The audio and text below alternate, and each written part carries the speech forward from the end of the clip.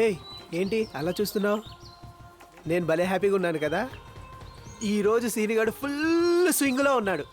ఏ కీర్తి, నువ్వు లేవు కానీ దాన్ని పోలీసులు వ్యాన్ ఎక్కిస్తుంటే దాని ఫేస్ చూడాలి. దొంగ మొహంది దొరికిపోయింది. ఇక లైఫ్లో పార్క్లో మాత్రం కనిపించదు. అది చాలు నాకు. ఏంటి నువ్వు హ్యాపీగా లేవా? ఉంది కొంచెం. ఇంకా 2 బ్యాలెన్స్ ఉన్నారు. ఆ బ్యాలెన్స్ కూడా ఫినిష్ చేస్తే అప్పుడు ఫుల్ హ్యాపీ.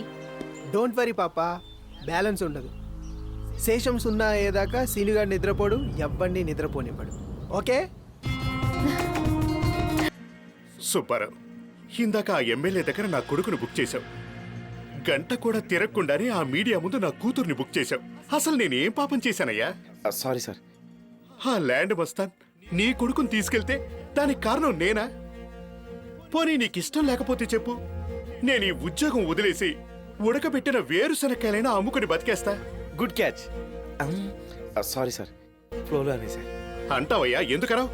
నీకు ఆడియో ఎక్కువ, వీడియో తక్కువ. అయినా మీడియాని పిలిచింది ఎవరు? నేనే పిలిపించాను సార్. మనకెంతో ప్రెస్టీజియస్గా ఉంటుందని పిలిపించాను. కానీ మీ ప్రెస్టేజ్ పొదల్లో ఉంటుందని నాకెలా తెలుస్తుంది సార్? నాకు చెప్పకు.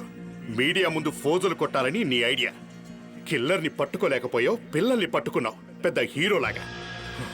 చూడు సుబ్బారావు, నీ కొడుకు నా కొడుకు ఇంటికి తిరిగి రావాలి అంటే ఆ దొంగ నా కొడుకు దొరకాలి. అది గుర్తుంచుకో.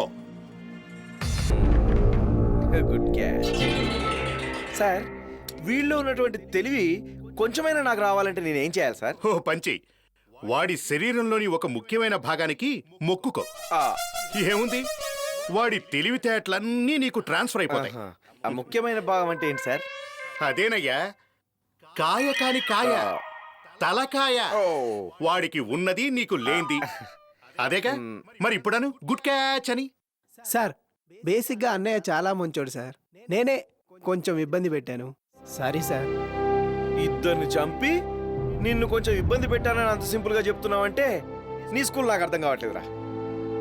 ఇప్పటికైనా నిజం చెప్పు, ఇదంతా ఎందుకు చేస్తున్నావు? నీకు వాళ్ళకి మధ్య రిలేషన్షిప్ ఏంటి? అబ్బే, బాబాయ్కి పెద్ద నాలెడ్జ్ ఉన్నట్టు లేదన్నయ్య. లేకపోతే ఏంటి బాబాయ్, ప్రాణాలు తీయడానికి పెద్ద పరిచయం ఉండాలా ఏంటి?